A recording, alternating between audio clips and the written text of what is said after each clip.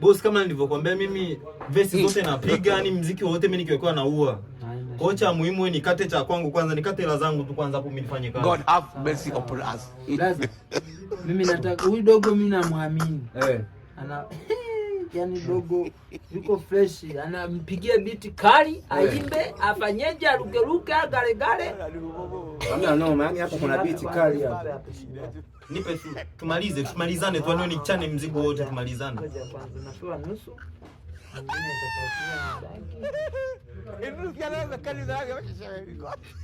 ndani. Hizi zimekamilika? Ndio, shika na hii.